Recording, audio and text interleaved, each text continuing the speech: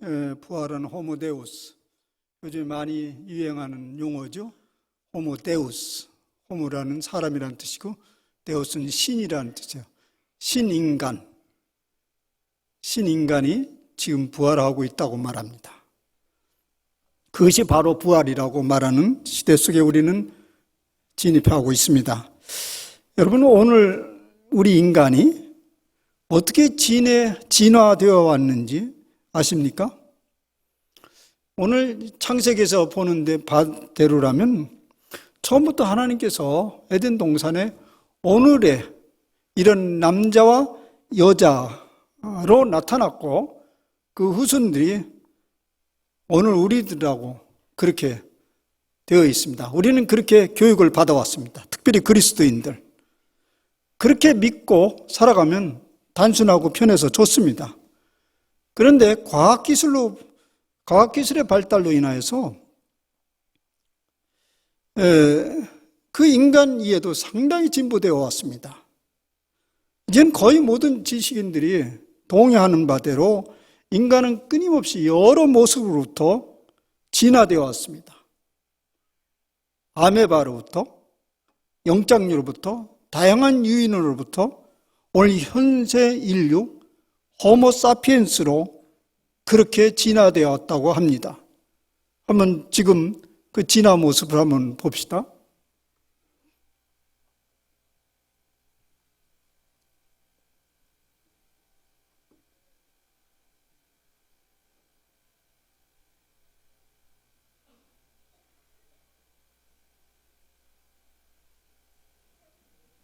마지막이 호모사피엔스. 오늘 현생 인류의 하나의 대표적인 모습입니다. 그런데 이렇게 동물과 다를 바 없는 유인으로부터 차근차근 변화되어 왔는데 그 목표가 무엇일까요? 무엇을 위해서 이게 진화되고 있습니까?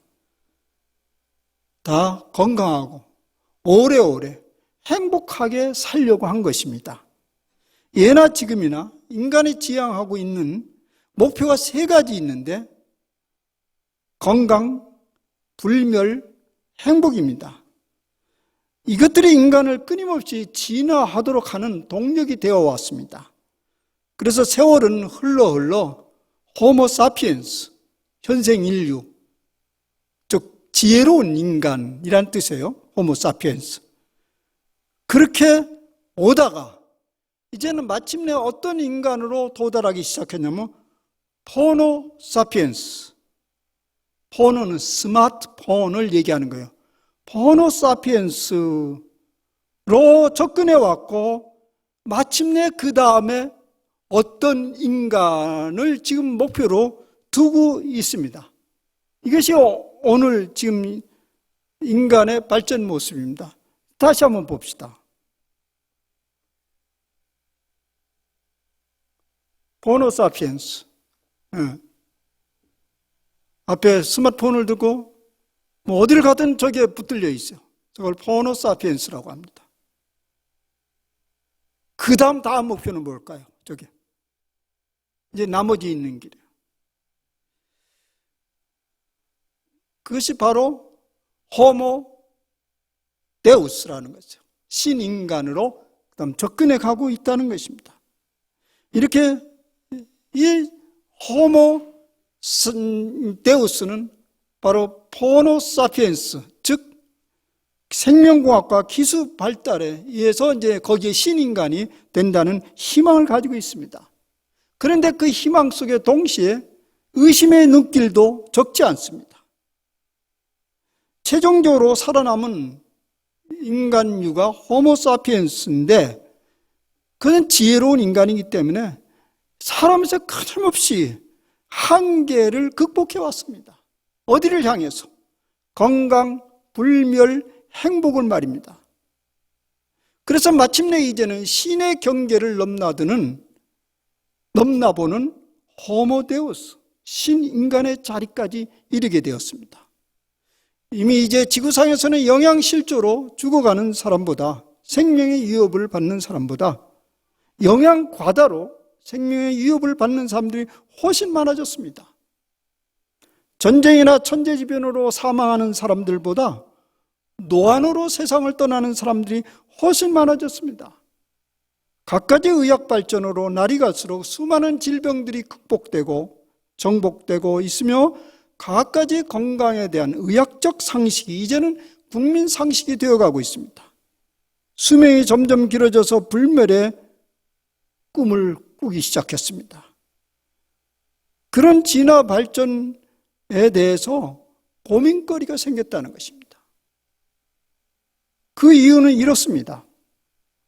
인간의 불멸을 우리는 꿈꾸고 있는데 여전히 과학자들은 그것이 실현되기에는 여러 가지 의문이 있고 또 된다 할지라도 적지 않은 시간이 더 필요하다고 합니다. 그런데 오늘 우리 인간들은 급합니다. 더 시간이 필요하면 안 됩니다.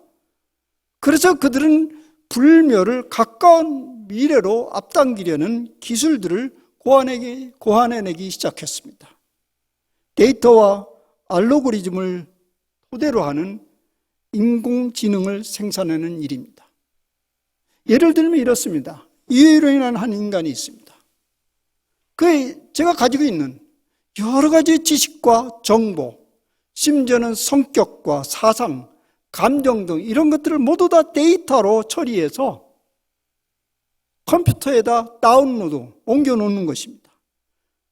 이제 살다 보면 유해령의 육체가 점점 낡아서 그 데이터를 저장하고 그 데이터를 이용할 수 없는 지경이 이르면 유해령이라는 인공지능 로봇을 탄생시킵니다.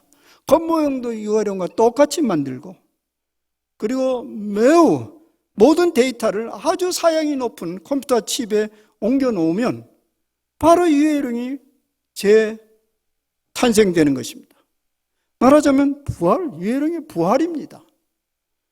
그 이후 그것은 영원 불멸하게 됩니다. 왜냐하면 하드웨어만 자꾸 바꿔가면 됩니다.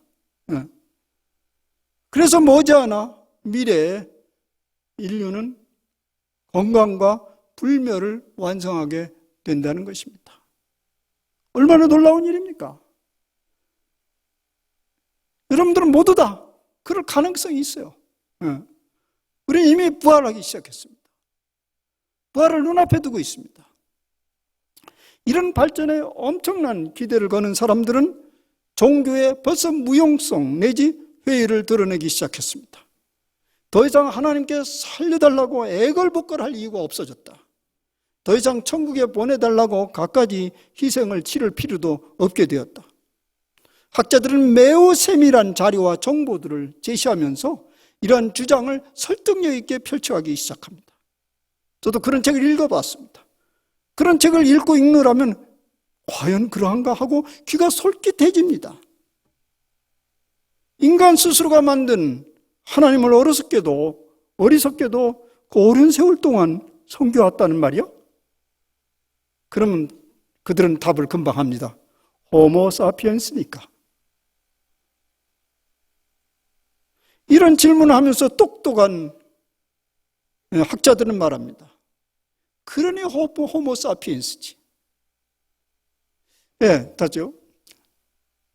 인간은 어리석게도 그 오랜 세월 동안 자신이 만든 신을 섬기고 자신이 만든 종교에 헌신했다는 말입니까? 그게 호모 사피엔스인가? 그러면 과학자들은 말합니다. 그러니까 호모 사피엔스지. 본인이 만든 것에 잠시만 속아주면 본인이 행복하게 살 수 있기 때문이지. 그런데요, 이제는 더 이상 자신이 만든 하나님에게 속아주기에는 인간이 너무나 똑똑해졌다는 말입니다. 그래서 인간의 고안품인 종교의 유효기간은 점점 끝나가고 있다고 선언하고 있습니다. 그런데요, 이런 호모데우스가 이렇게 똑똑해진 거의 신에 버금가는 호모데우스에게 고민이 생겼습니다. 더 자극적으로 말하자면 걱정이 많은 신이 탄생했습니다. 그 걱정거리는 이전보다 훨씬 더 심각할 수 있다는 것입니다. 아이러니컬하게도 그 걱정거리는 더 이상 나는 누구인가를 그런 물음을 던질 필요가 없게 된다는 것입니다. 내가 가진 모든 정보를 인공지능 안에 넣어서 처리하면 내가 누구인지를 즉시 알아낼 수 있습니다. 내가 무슨 일을 하면서 살아야 되지? 고민이 아주 많죠. 특히 청년들에게. 몽땅 가진 데이터를 갖다 집어넣으면 즉시 답이 나와요. 내가 누구를 만나서 살아야 되지? 어떤 인간을 만나서 살아야 되지? 모든 데이터를 다 집어넣으면 즉시 답이 나와요. 내가 진실을 좋아하는 것이 뭐지? 뭘 좋아하지? 심지어는 저에게 자주 묻습니다. 무슨 음식을 좋아해요? 나도 잘 모르겠어요. 고민할 거 없어. 모든 데이터를 다 갖다 집으면 즉시 답이 나와요. 더 이상 스스로에게나 다른 누구에게 물을 필요가 없게 되었습니다. 물론 상담가나 전문가도 또 그의 어떤 지혜자도 필요치 않습니다. 말할 것도 없이 하나님도 필요치 않습니다. 만약 내 머릿속의 데이터가 해킹을 당하면 나도 모르는 새에 내가 또 하나 탄생하기 시작합니다. 왜 이런 세상이 오는데 걱정이 되죠? 왜 걱정을 해야 돼요? 그렇게 되면 무엇이 문제인가요? 너무나 행복에 겨워서 충격사를 당할까봐 걱정입니까? 전문가들의 주장은 오히려 그 정반대의 현상이 생겨나리라는 걱정입니다.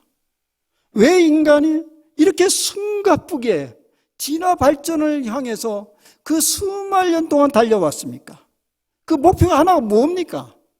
행복이잖아요. 행복이잖아요. 그런데 그런 행복의 외부 조건, 건강, 물질의 풍요, 소위 불멸, 이 모든 것들이 갖추어져 가고 있는데 행복은 점점 멀어질 수 있다는 것이, 그것이 걱정입니다. 행복은 뭡니까? 누려야 행복이잖아요. 근데 누려하는 주체가 없어지기 시작했습니다. 왜냐하면 극단적인 호모데우스는 모든 데이터가 입력된 로봇이나 다름없습니다. 더 이상 그 로봇은 걱정과 근심이 없습니다. 동시에 걱정과 근심할 주체가 없기 때문에 행복도 없어집니다. 그러면 왜 살아야 하나요? 걱정한 신에 가까운 호모데우스는 탄생했을지 모르지만 행복을 추구하는 인간은 사라지고 만다는 것입니다. 부활한 인간이 더 이상 존재하지 않는다는 것입니다. 그동안 성실하고 지혜롭게 살아온 한 노신사에게 물어봤습니다. 선생님, 나이가 들어가면서 좋은 점이 무엇이지요? 이렇게 대답합니다. 젊었을 때에는 부러워하는 것도 참 많았고, 또 내가 한참 힘이 있을 때 이루지 못한 것에 대한 아쉬움과 때때로 좌절감도 종종 밀려오더니 이제 나이가 들어보니 그런 거 다 부질없는 것이라는 느낌이 들더군요. 말하자면 부러워할 것들이 없어진다는 얘기입니다. 그리고 노신사는 이어서 말합니다. 그래도 부러워할 것이 아주 없는 것은 아니라고. 한 가지 부러워하는 사람이 있는데, 이런 사람이요. 그 가슴 안에서 우는 아이가 없고 가슴에 박힌 못이 없는 그런 사람 난 부러워. 그런 사람 얼마나 행복했겠어? 저는 묻습니다. 그런 사람이 세상에 있기는 해요? 그 노신사는 말합니다. 그래, 살다 보니 또 그것도 그런 것 같네. 그런 사람이 세상에 어디 있겠어? 가슴 안에서 우는 아이는 이제 지쳐서 내려놓은 사람은 있을 것이고, 가슴에 박힌 못은 할 수 있을 만큼 뽑아내어서 흔적만 남아있는 사람은 혹 있겠지. 그런데 사실 그런 사람들이 내가 보니까 행복이 무엇인지 알더군. 이것이 하나님이 만든 인간이 아니겠어? 사람들은 그것을 거부하고 말입니다. 보다 완벽한 인간을 원합니다. 그래서 점점 자기 모습을 잃어간다는 것입니다. 자기가 없으니 걱정과 근심도 없겠죠. 그러니 물론 행복도 사라졌겠죠. 그들에게 부활이라는 것은 허무맹랑한 이야기일 수밖에 없습니다. 여러분, 우리 농담적으로 그런 얘기 하잖아요. 그래도 이 생이 좋지. 얼마나 다양해. 울고불고 하다가 또 기쁜 일이 있고 잃어버렸다 얻기도 하고. 근데 청강은 늘 일정하게 기쁘고 행복하다면 난 그런 거 싫어. 잘 봤어요. 잘 봤어.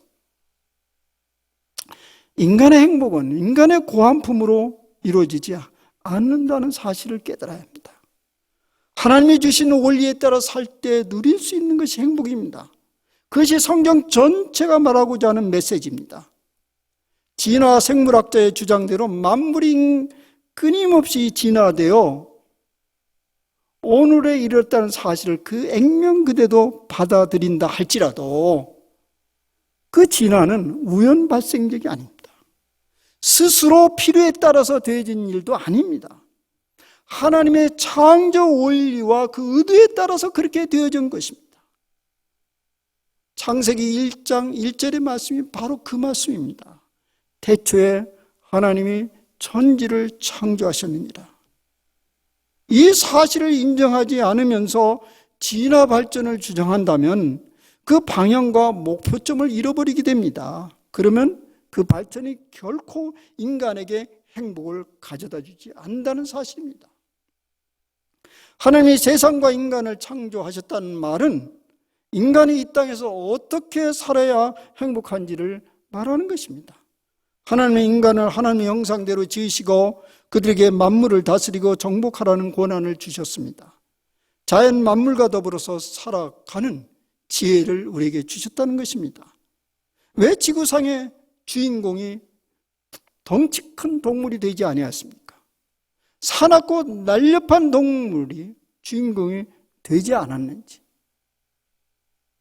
그 이유를 이 창세기가 설명해 주는 것입니다. 그런데 인간이 이러한 인간의 한계적 능력을 또 다른 덩치 큰 동물보다 날렵하고 힘센 그런 동물보다 더 높은 지혜를 가진 인간을 창조 섭리 안에서 인정하지 않고 왜곡 발전시킨다면 스스로를 호모데우스라고 칭하게 되고 종교도 하나님도 인간의 고안품이라고 주장하게 됩니다. 여전히 인간은 하나님이 지으신 이 세상에서 살아가는 동안 인간이기 때문에 불완전하고 고통을 겪을 수밖에 없습니다. 그러나 그 고통을 우리는 자꾸 완전히 제거하고 싶어 합니다. 피하고 싶어 합니다. 그래서 호모데우스를 꿈꾸는 것이죠. 그런데 그런 우리를 불편하게 한 모든 그런 고통이나 불안전성을 완전히 제거해버린다고 해서 행복이 오지 않습니다. 실제로 원치 않지만은 고통의 과정 속에서 우리 하나님이 그 세계에 개입하고 활동하시는 것을 경험하게 됩니다. 거기에서 예상하지 못한 행복을 맛봅니다. 이것이 행복입니다. 마가복음 본문을 봅시다. 본문 말씀은 마가복음은 이제 마지막 장인데요. 부활장입니다.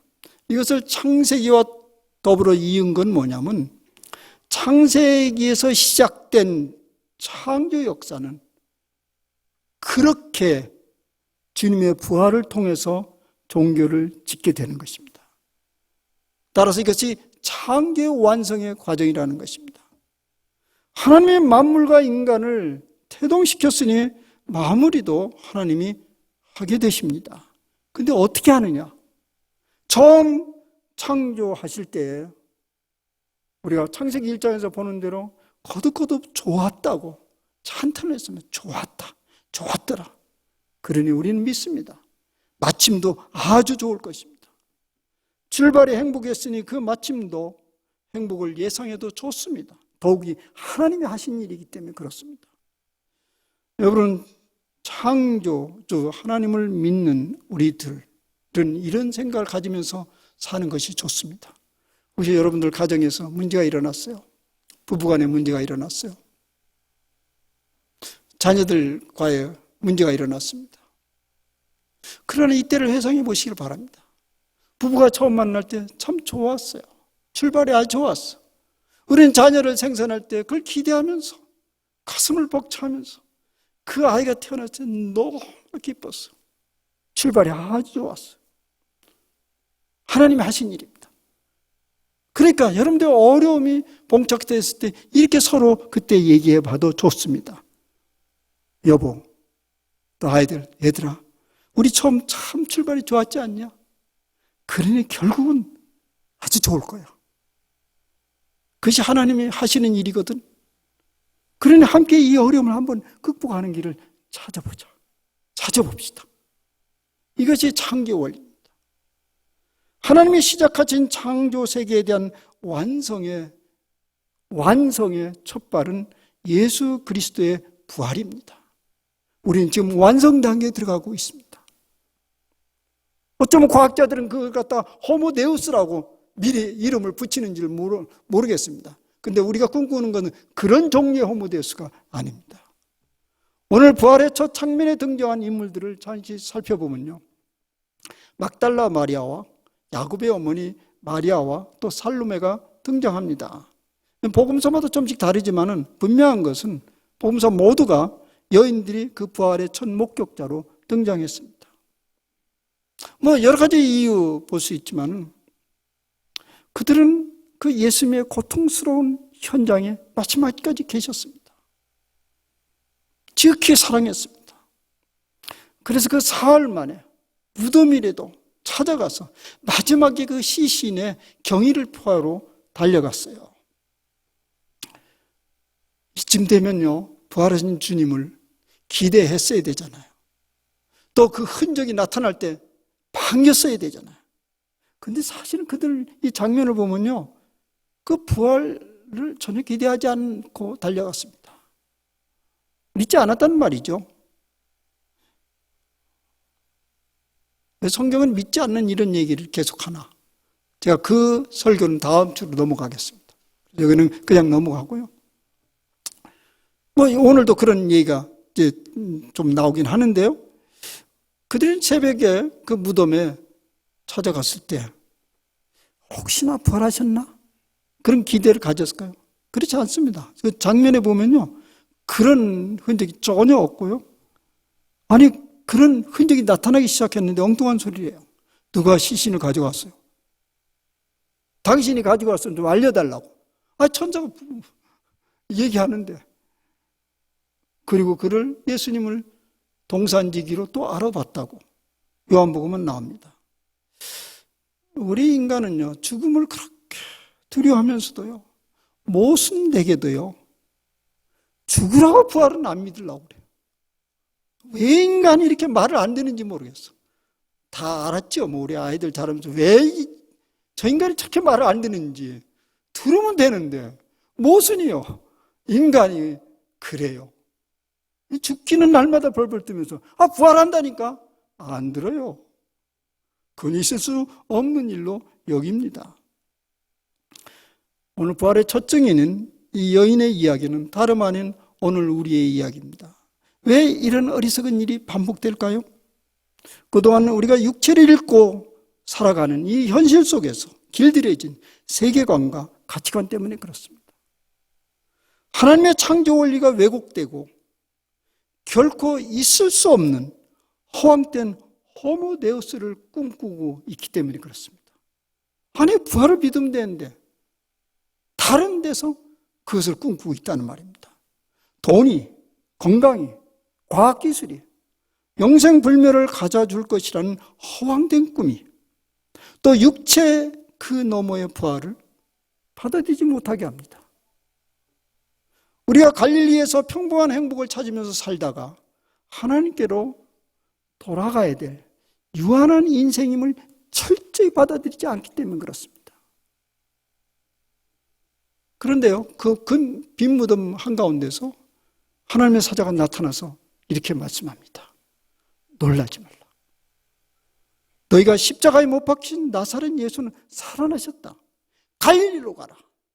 거기서 그를 배우리라. 이미 말씀드린 대로 예수님의 부활은 하나님의 선하신 창조의 역사가 보다 온전하게 이루어져가는 그 사건입니다. 하나님의 첫 창조는요, 완성품이 아닙니다. 완전하게 되어져가는 과정의 창조입니다. 그런데 이제 그 완성이 어디서 일어나냐면 그 재창조의 역사가 갈릴리에서 펼쳐진다는 것입니다. 천사가 그래서 그렇게 말한 것입니다. 예수께서 너희보다 먼저 갈릴리로 가시나니 전에 너희에게 말씀하신 대로 너희가 거기서 배우리라. 갈릴리요? 그곳은 우리가 잘 아는 대로 선한 것이라고는 아무것도 나올 수 없는 곳입니다. 세인들의 관심에서 잊혀진 동네입니다. 특별한 인물도 특별한 사건도 일어날 수 없는 곳입니다. 보잘것없는 인간들의 평범한 일상이 쉼없이 반복되는 주목받지 못하는 동네입니다. 예수님이 그곳에서 자라나셨고 그곳에서 활동하셨고 그리고 부활하신 예수님이 제일 먼저 그곳으로 달려가시겠다는 것입니다. 힘의 논리가 지배하는 세상의 상식으로는요, 이 부활하신 예수님은 갈릴리가 아니고요, 예루살렘으로 갔어야 됩니다. 예루살렘 성전으로 달려가서 예수님을 거부하고 핍박하고 죽이는 데 동참했던 그들에게 당신 자신의 승리를 알려야 했습니다. 그러나 예수님은 예루살렘이 아니고 갈릴리로 가십니다. 갈릴리는 평범한 사람들이 일상의 삶 속에서 소소한 행복을 찾으며 살아가는 곳입니다. 갈릴리는 작은 일에 슬퍼하고 작은 일에 쉽게 상처받는 그런 사람들이 모여 사는 곳입니다. 그것이 하나님이 창조한 세상이고 하나님이 창조한 의도입니다. 현대 과학기술이 꿈꾸는 그런 완전한 곳이 아닙니다. 완전한 행복도 아닙니다. 그저 슬픔과 기쁨이 교차하는 그런 행복이 있는 곳이 갈릴리입니다. 그런데 그곳에서 그런 슬픔과 행복을 쫓아서 그렇게 살아가다 보면 그곳에서 부활하신 주님과 맞닥뜨린다는 얘기입니다. 부활은 여전히 예수님 외에는 아무도 경험해보지 못한 현실임에 틀림없습니다. 단지 우리는 예수님을 믿기에 그 부활을 믿을 뿐이잖아요. 여전히 우리의 것은 아니라고 느낍니다. 당연합니다. 그럼에도 불구하고 사도 바울의 말씀, 그의 경험에 귀를 기울여보면 실제적으로 그 주님이 부활하신 그 부활을 아주 맛볼 수 없는 것은 아니라고 그래요. 그의 경험에 의하면.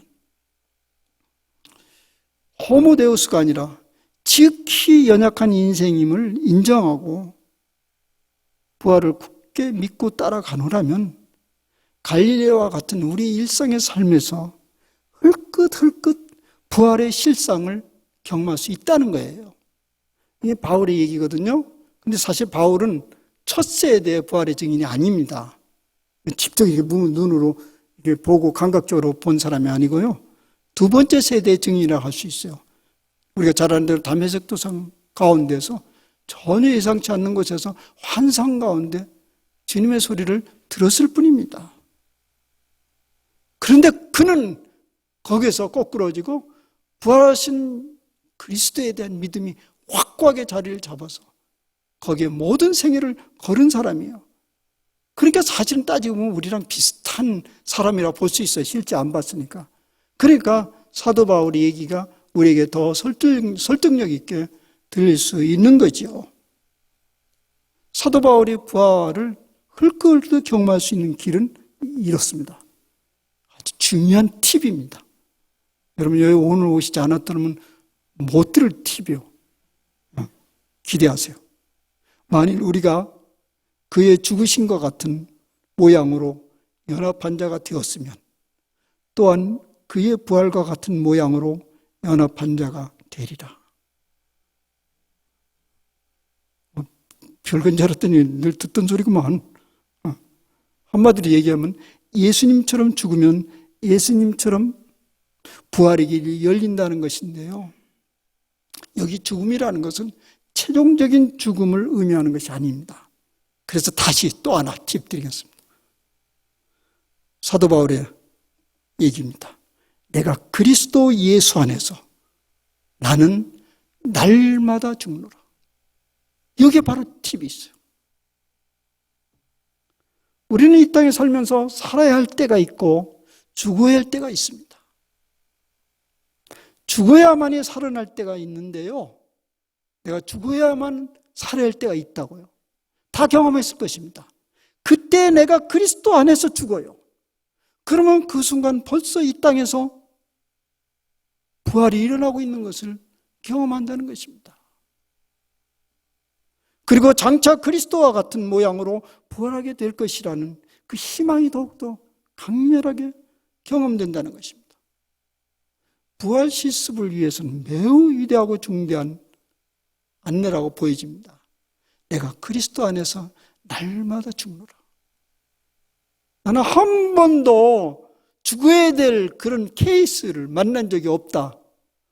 그러면 부활 접으세요. 그런 케이스는 많이 했는데, 경험했는데 결코 안 죽었다. 그러니까 그런 일이 있을 수 없다고 생각하겠죠. 오늘 당장 그런 일이 안 닥치기를 저는 바라지만요.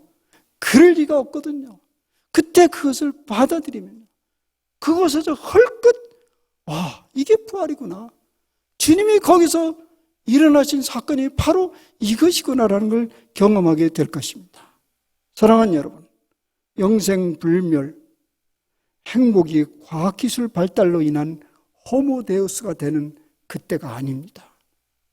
지극히 평범하고 지극히 연약한 일상의 삶에서 그리스도 때문에 날마다 죽고 살아나는 삶을 살아가는 그런 사람들에게 약속된 것이 부활입니다. 다른 사람들이 보기에는 보잘것없고 소소한 것 같지만 현재적 부활 속에서 불멸의 삶을 헐끗 맛본 사람들에게는 그 소소하고 보잘것없는 것이 지극한 행복으로 다가오게 됩니다. 이중이에요. 이중적 축복을 준다는 거예요. 여기서 헐끗 죽어가면서 부활하신 주님을 맛보는 동안에 남들은 아무것도 아닌 것처럼 보이는 것이 지극한 행복으로 다가온다는 그 이중적 축복이 길이 있다는 것입니다. 사랑하는 여러분, 부활 이것은 한 번도 가보지 못한 세계이지만 신비롭게도 그 부활의 행복은 바로 오늘 우리의 소소한 삶 속에서 펼쳐지고 있습니다. 날마다 죽고 또 거기서 살아가는 삶에 익숙해지면서 신비로운 부활의 기쁨과 행복이 여러분의 앞날에 또 곧 오늘 펼쳐지기를 간절히 기원합니다. 기도합시다. 주님, 사셨습니다. 죽음 가운데서 부활하셨습니다. 그것은 주님 때문이 아닙니다. 일평생 사망의 종로에서 두려워 떠는 저 인생들을 위한 것이었습니다. 주님, 우리 인생들은 부활을 목전에 두면서도 그걸 믿지 않고 나름대로의 불멸을 꿈꾸는 어리석은 자들입니다. 하나님이 주신 지혜를 가지고 오히려 하나님을 고한품으로 만들어내고 하나님을 섬기는 여러 일들을 인간이 꾸며낸 영국으로 보는 어리석음을 멈추고 우리 주님이 부활하신 그 현장으로 우리가 달려가게 하여 주옵소서. 갈릴리 그곳이 우리가 사는 그곳입니다. 주님, 그곳에서 주님은 지금도 살아서 우리에게 부활을 전해주고 있습니다. 주님, 죽을 일이 있을 때 즉시 그리스도 안에서 죽음을 받아들이면서 생생하게 목격되는 그런 부활을 저희들이 경험하게 하옵소서. 예수님의 이름으로 기도하옵나이다. 아멘.